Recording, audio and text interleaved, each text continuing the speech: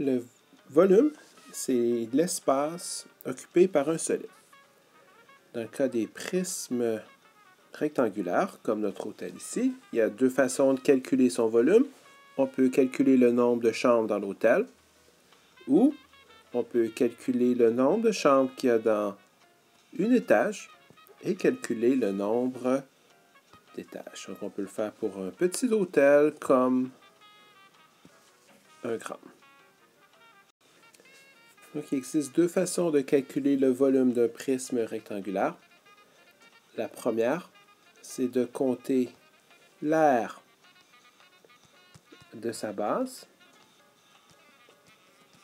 et de multiplier par sa hauteur.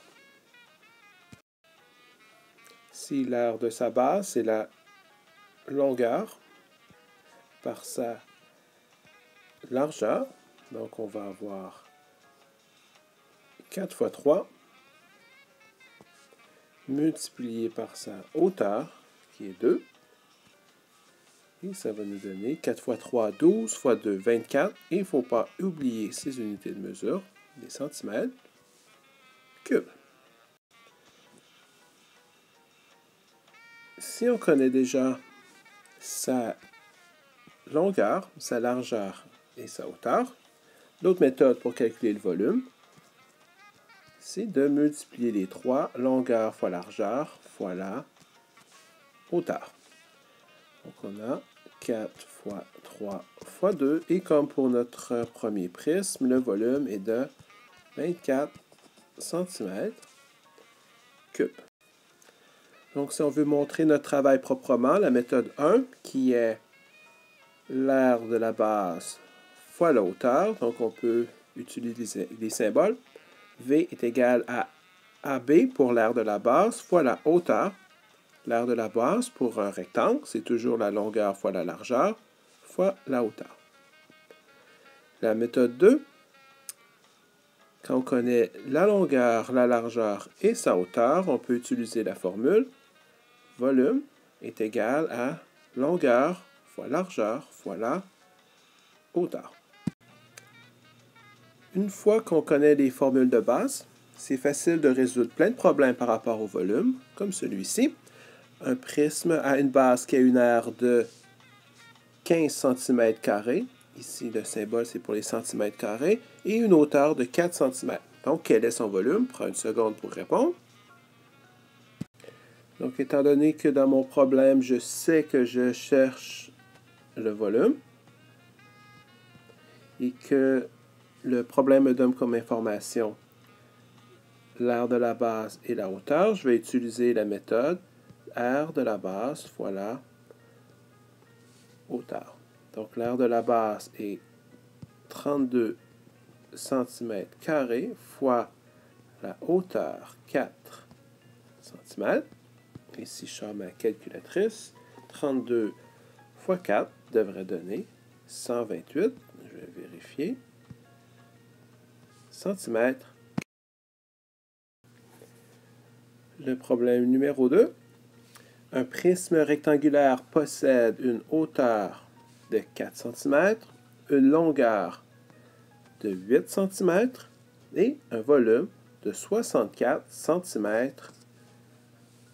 Donc, prenez un peu de temps pour répondre à la question. Donc, le problème, je sais que je connais le volume, je connais la hauteur et la longueur. Ça veut dire qu'il me manque seulement la largeur. Donc, je vais utiliser la formule. Le volume est égal à longueur fois la largeur fois la hauteur. Et 64 cm3 fois la longueur qui est 8 cm fois la largeur que je n'ai pas fois la hauteur qui mesure 4. Donc, si je bouge un peu mes chiffres, ça va me donner 64 est égal à, ici, 8 fois 4, ça donne